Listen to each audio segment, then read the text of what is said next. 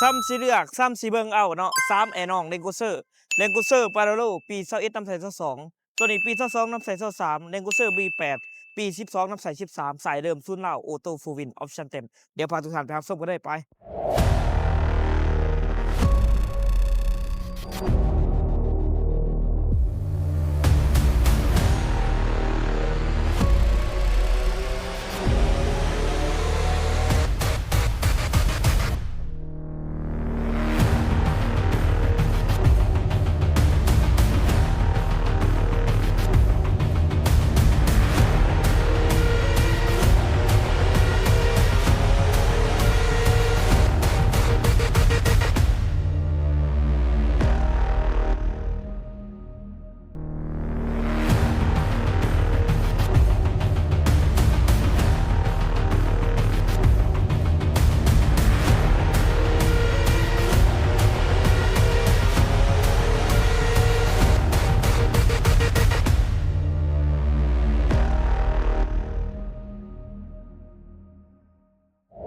สบายดีทุกท่าน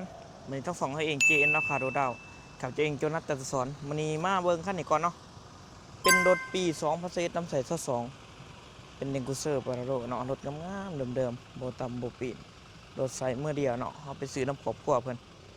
เนาะสวยๆงามๆเลยเป็นขายอย่างว่าเป็นซื้อขั้นไม้เนาะคันนี้สวยๆพร้อมกับป้าย6789เนาะใส่เดิมศูนย์เหล่างามรถเนี่ยโมเฮติสีขาวมุกออปชั่นให้มาเต็มกล่องหอบขั้น360องศาทางไหนเนาะตัวนี้จะหายมาเป็นบอฟไฟฝาคูสวยกล่องหอบขั้นเลยเนาะงามพวงมาลัยมัลติฟังก์ชันยกต่ำยกสูงได้ออโต้โฟวินสวยอันก็เช่นเดียวกันงามสะอาดสะอ้างเด้อให้ดอกเพดานนี่เนาะได้ไปในบุ้มเฮติคันนี้งามแห้งดิสวยเลยกันเนาะเบิ่งคลิปอ้อมน้ำคันในกันแบบเดียวทางหลังเนาะตีรถ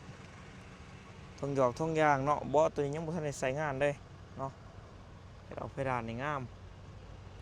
ตัวนี้ก็เส้นเดียวกันเนาะรถใส่งานหน่อยเบิกสภาพสวย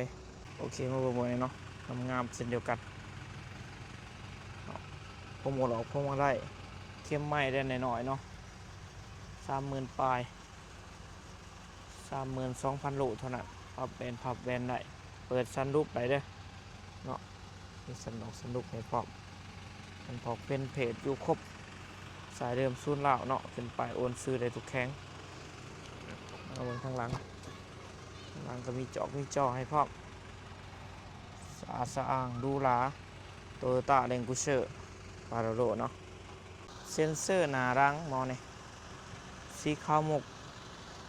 ราคาเต็มคันนี้ถูกอยู่ร่วมป่ายเนาะ19,000 US ดอลลาร์เนาะราคาเต็มมาเบิ่งตัวจริงกับโอร่มกันได้ต่อรองกันได้เนาะบ่เอาไปกับบ่เป็นยังรูดให้กันพิเศษได้เด้อใครมากระทักมาไหลก็733ตัว679เนาะอย่าไปเบิ่งคันโตมาก็ได้ขี่คันโตมาก็จะเป็นเดนโกเชอร์ปาราโลเช่นเดียวกันปี2022น้ำใส23ปลาย6789กับเพลงนครเนาะคันนี้คันนี้ก็งามเดิมๆเช่นเดียวกันสีขาวมุกเนาะออปชั่นเต็มจักตัวใหม่จัก 2.8 โฟวินยกต่ำยกสูงได้อันนี้ VXL สีงามเบิดขันเซ็นเซอร์หน้าหลังบอไฟฟ้าคูเราทางไหนเนาะในก็งามสะอาดสะอ้างเบาะหนังยกต่ำยกสูงได้ปุ่มสตาร์ทกล่องหอบคันพวงมาลัยมัลติฟังก์ชันเปิดซันรูฟข้างในเป็นสีครีมดูหราเลยเส้นเดียวกันงามสะอาดสะอ้างเนาะ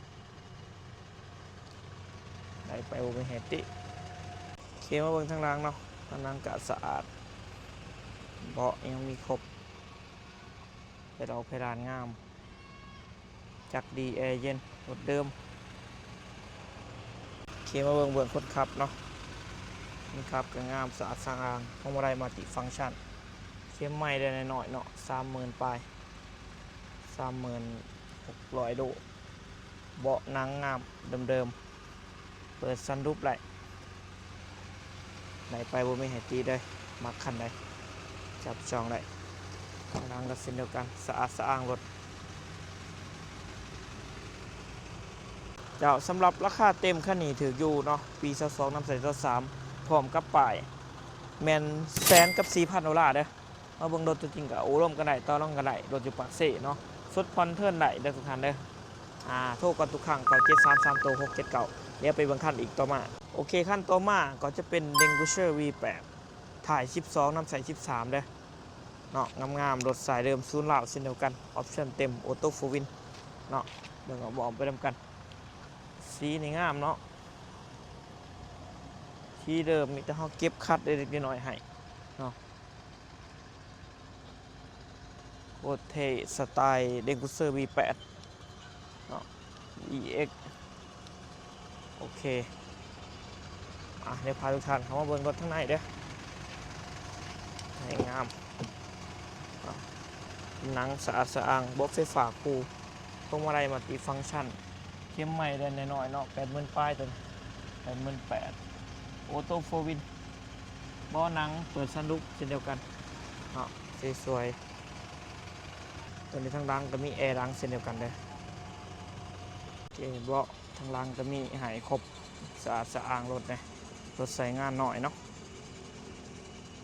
จำเอาเมืองนี้เนาะเมืองนี้ก็งามเช่นเดียวกันสะอาดสะอ้างรถนะดูหลาปูพื้น VIP เบาะหนังเดิมสวย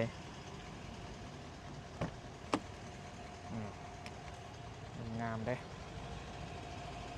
ตัวนี้ราคาเต็มเป็นถืออยู่$63,500ราคานี้บ่รวมป้ายเนาะคันเอาป้ายกะ$67,500เด้อมาเบิ่งรถตัวจริงกับโอ้ร่มก็ได้ต่อรองก็ได้เนาะเดี๋ยวพาทุกท่านไปเบิ่งห้องจักรแต่ละคันกันเลยโอเคมาเบิ่งท่าไหนของจักรท่าไหนของเครื่องเนาะสำหรับ Denguser V8 หัวหนอกหัวน็อตเนาะจักรเนียมๆแน่นๆเด้อจักร V8 โบตับโบปิดแต่ว่าบนท่านในอนามัยคักๆเนาะหัวน็อตออกมีดอาร์คเดิมจากโรงงานจักรนี่ครับประกันเลยเนียมๆแน่นๆเนาะโอเคมาเบิ่งขั้นต่อมาเนาะตัวนี้โลโก้โตโยต้าหัวหนอกหัวน็อตบนท่านในแก้ได้มาโลโก้โตโยต้าอยู่ครบที่ตัวกรองซิลิโคนข้างนอกข้างหน้าอยู่ในสภาพเดิมจักร 2.8 เนาะจักรตัวใหม่เด้อตัวนี้เด้อบ่มีการตำการปีดทั้งออกทั้งหน้าเนาะประกันให้เลยมีอาร์ตอยู่ทุกจุดทุกบอลโลโก้เนาะมาเดิมๆแต่ว่างานจักรโบหัวโบซึมโบมีอายโบมีควันเนาะจักรนิ่มๆจักร 2.8เคมาเบิ่งขั้นต่อมาเช่นเดียวกันDenguser Paralo คือกันหัวหนอกหัวน็อตในสภาพเดิมโลโก้โตโยต้าจักร 2.8 เช่นเดียวกันเนาะบ่มีการตำการปีนเด้อข้างนอกข้างหน้าไม้งามมิดออกมิดอาร์คอยู่ครบทุกจุดทุกบอลซิลิโคนเนาะบ่ตำบ่ปีนบ่หัวบ่ซึมจักรนี่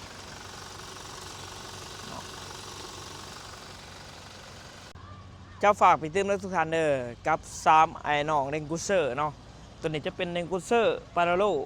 ปี21น้ำใส22สายเดิมศูนย์เหล่าออปชั่นเต็มตัวทางกลางก็จะเป็น Denguser Paralo ปี2022น้ำใส23เนาะออปชั่นเต็มเช่นเดียวกันกล่องหอมขันเนาะตัวสุดท้ายก็จะเป็น Denguser B8 ปี2012น้ำใส2013สายเดิมศูนย์เหล่าเช่นเดียวกันเนาะมาคันใดกระทักมาไหลเนาะ9733ตัว679คันนี้ก็ Denguser Paralo ปี21น้ำใส22ราคานี่มันถืออยู่$99,000เนาะมาเบิ่งตัวจริงก็โอ้ลงกันได้ต่อรองกันได้พร้อมกับป้ายคันบ่เอาป้ายก็ต่อรองกันได้คันที่2ก็จะเป็นปี ปาโลจะเป็นปี22น้ำใส่23เนาะราคานี่พร้อมกับปลายนี่แสนกับ4,000ดอลลาร์เด้อทุกท่านเด้อบ่เอาไปก็มาโอบมาร่วมกันได้เนาะกับรุ่นพิเศษให้คันที่3เนาะก็จะเป็นเดนคูเซอร์ B8 เนาะปี12น้ำใส่13ราคาเต็มเป็นถืออยู่ราคาบ่เอาไปนี่63,500ดอลลาร์เนาะราคาเอาไปนี่67,500ดอลลาร์มาโอบมาร่วมกันได้ทุกเครื่องทุกคมราคาเนาะผ่านในหมักกระทักมาได้9733โต679 JN ราคาโดดเล่าคิดถึงโดดคิดถึงเฮาเนาะข้าพเจ้าเองโจนัสจันทสอนขอขอบใจทุกท่านหลายๆเจอกัน